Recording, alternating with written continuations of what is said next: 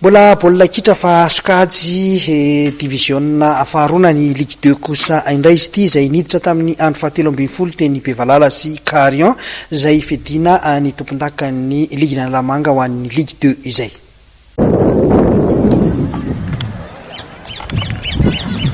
Lalao efatra natao teny Bevalala sy tany Carion no nentin'ny Ligue d'Analamanga taranja baolina kitra nanohy ny fiadianan'ny tompondakany sokajy Ligue 2 ny sabotsy teo. Ity fifaninanany ity izay niditra tamin'ny andro fahatelo ambin'ny folo. Tany Bevalala aloha dia tamin'ny satokana ray ohatrany nandresen'ny ekipan'ny CFFA reto miakanjo fotsy amin'ny sary reto ny ekipan'ny Disciple FC.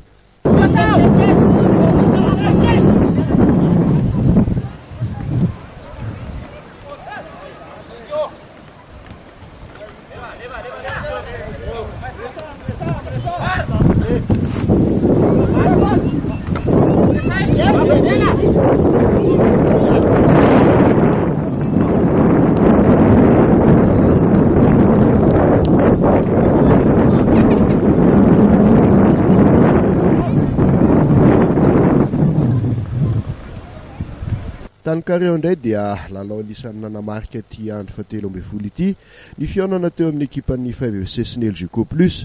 Tamin'izany no nivoahan'ny ekipan'ny 5FC ho mpandresy tamin'ny saroana ohatra.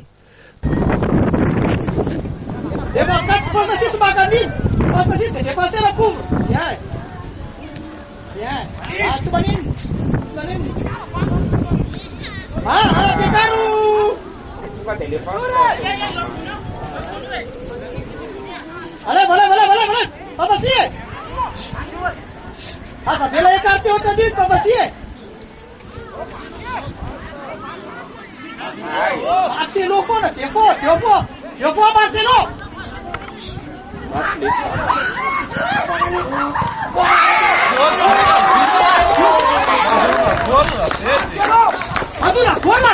Tomonoan'ny ekipan'ny 5FC tamin'ity lalao ity ny fananana mpilalao efa vokitraikeva. Na izany aza dia nanohitra hatramin'ny farany.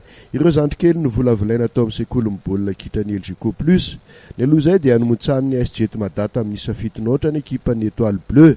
Ary farany teo amin'ny lalao voalohany dia lavon'ny Fosa Junior Espoir tamin'ny isa efatra noatra ny ekipan'ny CFTFC. Marihana fa tsiraikitra ny lalao farany tokony ionan'ny AS Saint-Michel sy ny Talent FC.